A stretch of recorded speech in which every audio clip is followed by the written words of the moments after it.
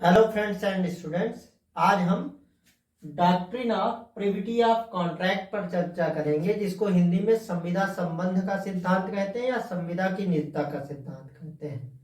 Doctrine of privity of contract ये कहती है कि only parties to the contract can sue for the enforcement of the contract. A person who is not a party to the contract cannot sue for the enforcement of the contract। मतलब संविदा संबंध या doctrine of privity of contract ये कहती है कि केवल संविदा के पक्षकार ही संविदा का प्रवर्तन कराने के लिए वाद ला सकते हैं। ऐसा कोई व्यक्ति जो संविदा का पक्षकार नहीं है वो संविदा को प्रवर्तित कराने के लिए वाद नहीं ला सकता है। ये डॉक्ट्रिन प्रतिपादित की गई थी ट्विडल बनाम एटकिंसन के बाद में। ट्विडल बनाम एटकिंसन के केस में ये कहा गया stranger to contract cannot sue, मतलब a person who is stranger to contract cannot sue, मतलब एक व्यक्ति जो कॉन्ट्रैक्ट से अपरिचित है। कॉन्ट्रैक्ट से अपरिचित होने का मतलब जो कि संविदा से अपरिचित है, मतलब जो संविदा का पक्षकार नहीं है, वो संविदा को प्रवर्तित कराने के लिए वाद नहीं ला सकता है। इस ट्विडल बनाम एटकिंसन के केस में फैक्ट्स ये थे कि ये जो वादी था, इसके पिता और इसके ससुर के बीच में एक कॉन्ट्रैक्ट हुआ था, जिसके परिणाम स्वरूप, उस कॉन्ट्रैक्ट के परिणाम स्वरूप इसको इसके पिता से और इसके ससुर दोनों से कुछ निश्चित धनराशि विवाह के परिणाम स्वरूप मिलनी थी। इसके पिता की भी मृत्यु हो गई, इसके ससुर की भी मृत्यु हो गई, लेकिन इसको तब तक वो धन प्राप्त नहीं हुआ था। तो इस अपने ससुर की मृत्यु के पश्चात इसने अपने ससुर के जो एग्जीक्यूटर्स थे उनके खिलाफ वाद लाया कि जो कुछ इसके पिता और इसके ससुर के मध्य कॉन्ट्रैक्ट हुआ था, जो धनराशि इसको मिलनी थी वो इसको दिलाई जाए।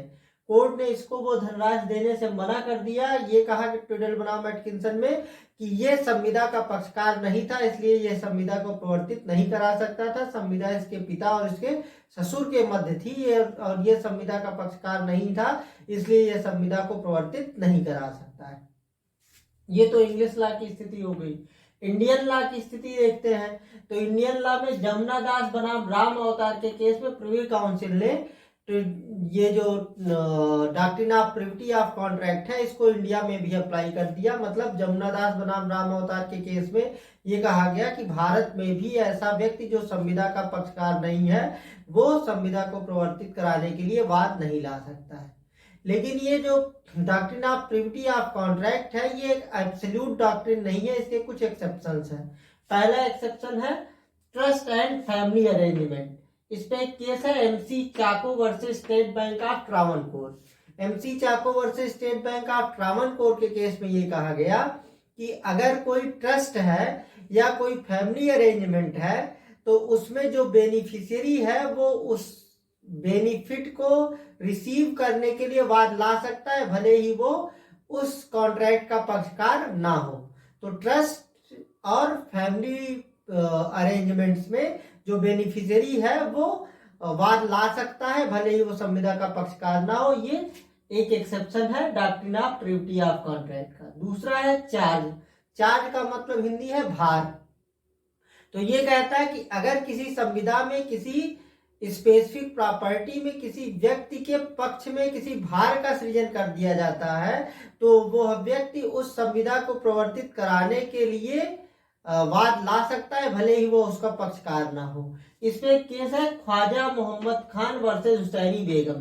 ख्वाजा मोहम्मद खान वर्सेस हुसैनी बेगम में क्या था कि हुसैनी बेगम की शादी के बदले में ख्वाजा मोहम्मद खान और उसके पिता के मध्य एक कॉन्ट्रैक्ट हुआ था, जिसके अंतर्गत हुसैनी बेगम को 500 रुपए खर्चे पानदान के रूप में मिलने थे और इस धनराशि को एक अचल संपत्ति पर भार सृजित कर दिया गया। एक अचल संपत्ति निर्दिष्ट कर दी गई कि उस अचल संपत्ति से जो आय होगी उसी से ये दिया जाएगा।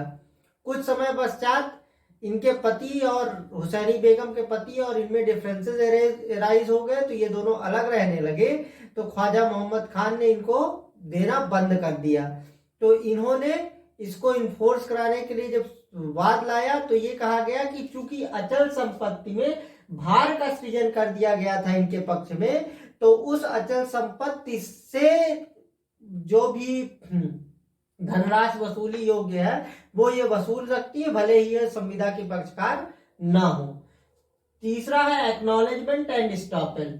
एक्नॉलेजमेंट एंड स्टॉपेल का मतलब यह है कि अगर कोई व्यक्ति किसी बात को स्वीकार कर लेता है, कुछ कुछ भुगतान करने की स्वीकृति देता है, तो वो बाद में उससे मुकर नहीं सकता। अगर वो मुकरेगा तो उसके अगेंस्ट स्टॉपेल लगा दिया जाएगा, विबंध लगा दिया जाएगा।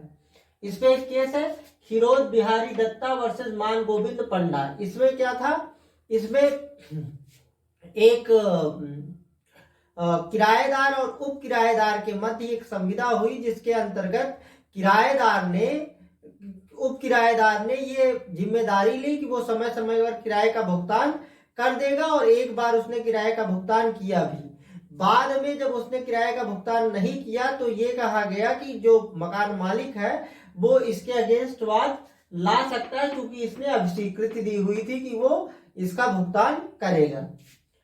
चौथा है कॉन्ट्रैक्ट बाय एजेंट। एजेंसी का प्रिंसिपल ये कहता है कि जो कुछ भी एजेंट द्वारा किया जाता है वो सब प्रिंसिपल द्वारा किया गया समझा जाता है। तो अगर किसी कॉन्ट्रैक्ट को एजेंट ने किया है तो उसको प्रिंसिपल इन्फोर्स करा सकता है। तो ये हमारा डिस्कशन था doctrine of privity of contract पे।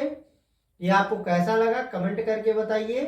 पसंद आया तो लाइक कीजिए, अन्य लोगों के साथ शेयर कीजिए, और आपने हमारे चैनल को सब्सक्राइब नहीं किया तो सब्सक्राइब करिए। मिलते हैं अगले लेक्चर में। Thank you.